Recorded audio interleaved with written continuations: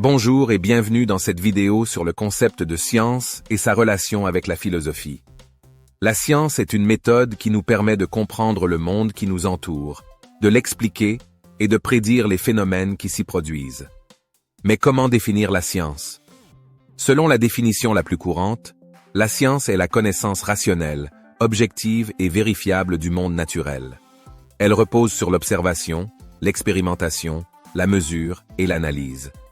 De nombreux philosophes ont réfléchi sur la nature de la science et ont contribué à sa compréhension. Parmi les auteurs clés à connaître, on peut citer Francis Bacon, René Descartes, John Locke, David Hume, Immanuel Kant, Karl Popper et Thomas Kuhn.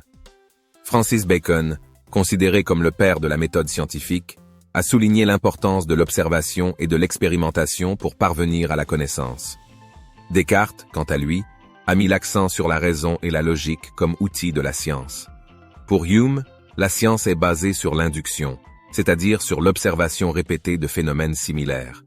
Popper a développé la notion de falsifiabilité, selon laquelle une théorie scientifique doit être réfutable pour être considérée comme scientifique.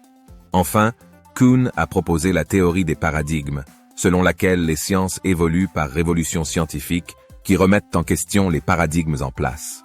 Mais comment la science s'applique-t-elle dans notre vie quotidienne? Prenons quelques exemples.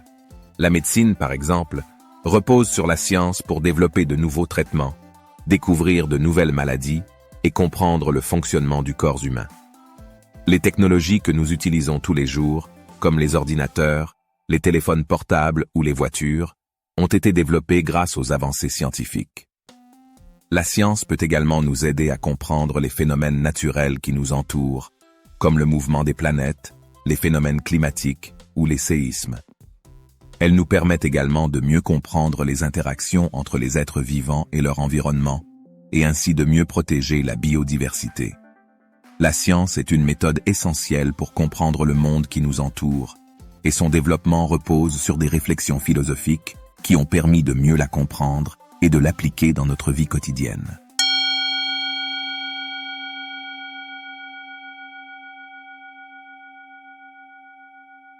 Le rapport entre science et philosophie est étroit et complexe.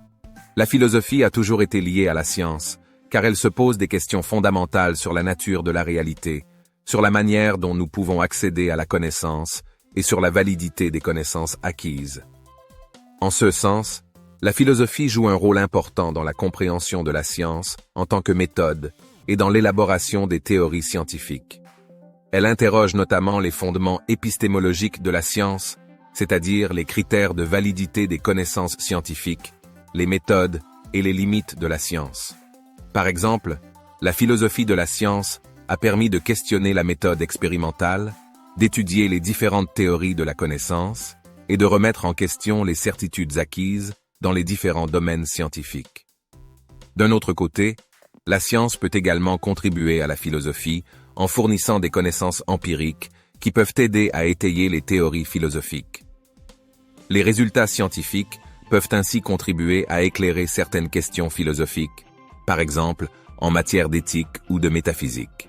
Enfin, les deux disciplines peuvent également se nourrir l'une de l'autre dans le domaine de la réflexion sur l'impact de la science sur la société et sur l'humanité.